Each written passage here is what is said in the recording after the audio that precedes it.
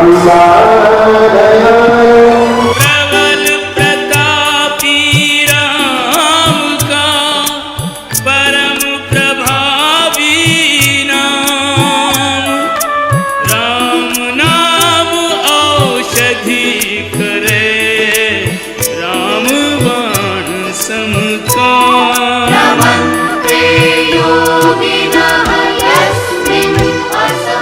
अयोध्या की धरती पर इस वक्त वृंदावन के प्रसिद्ध तोताद्रि मठ के पीठाधीश्वर एवं कथावाचक राम प्रपन्नाचार्य जी आए हुए हैं। इनका 7 दिवसीय अयोध्या का प्रवास है। दरअसल आज इनसे हम जिस मुद्दे पर बात करने वाले हैं उसको हम बताते चलते हैं। ये वृंदावन से जुड़े हुए हैं।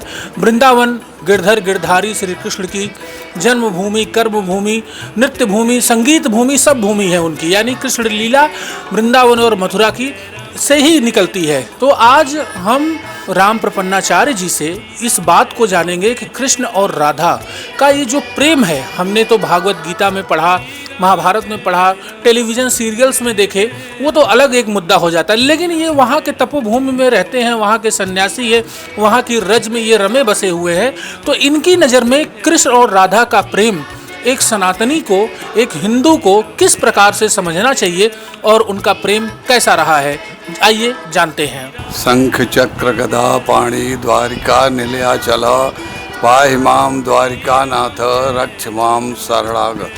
कविर हरिर अंतरिक्ष प्रबुद्ध पिपलायन आविर होता अथ द्रुमल चमस कर भाजना। आत्मश्रोता बंधुओं, यह बड़ा गहन विषय है।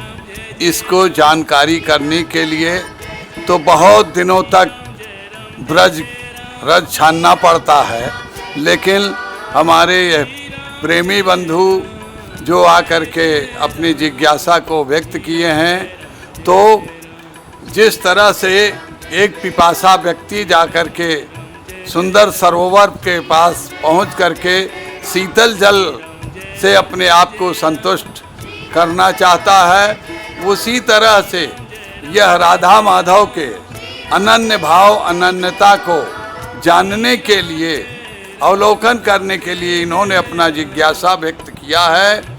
आत्मबंधुओं, आप जानते हैं कि राधा और कृष्ण यह तो एक प्राण दो देही, यह सांसारिक प्राणियों को देखने के लिए जुगल स्वरूप में है।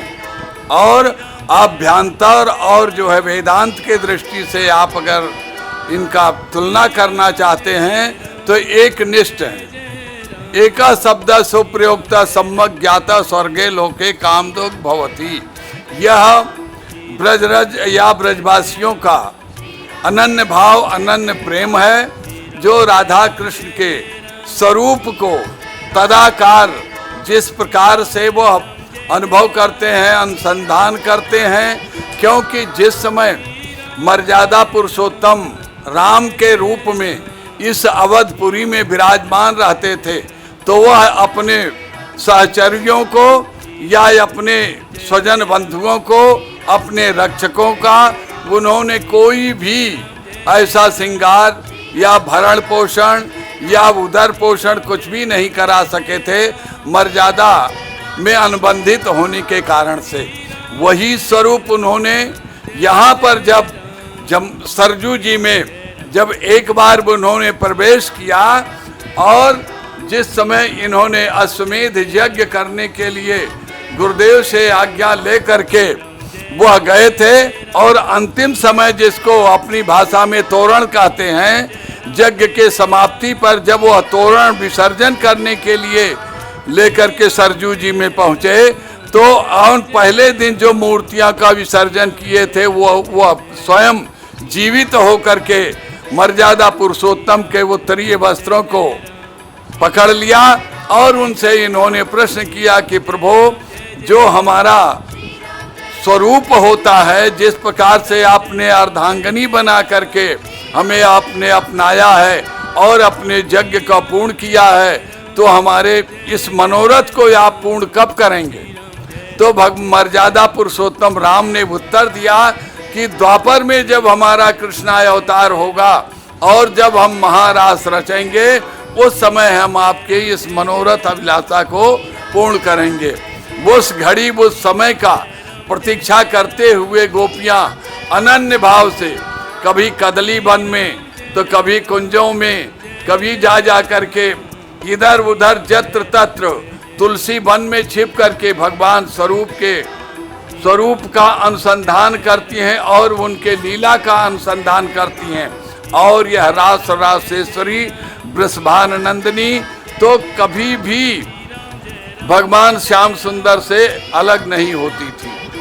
भगवान श्याम सुंदर जिस समय आ रहे थे, इनके जो है चाचा जी जब रथ पर बैठा करके इनको ला रहे थे, तब सभी गोपियां आ गई इनको रोकने के लिए गोकुल से।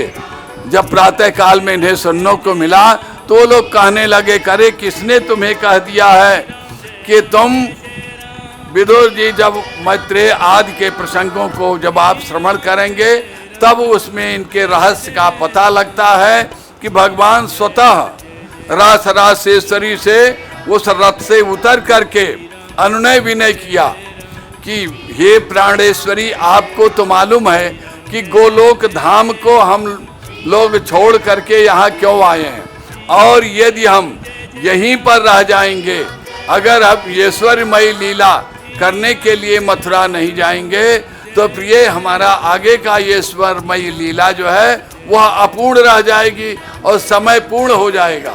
तो वो स्वयं उतर करके आए और रास रासेश्वरी से उन्होंने अपने अनन्य भाव को अनन्यता का प्रकट करते हुए उन्होंने बताया कि प्रिय हम और आप एक स्वरूप हैं। ये तो सांसारिक व्यक्तियों दृष्टियों में देखने के लिए हम लीला करने के लिए माधुर्यमयी लीला, ईश्वरमयी लीला और अष्टयाम लीला करने के लिए हम अलग अलग रूप दिखा दिए हैं, लेकिन वास्तव में हम और आप एक ही हैं, एक प्राण दो देही।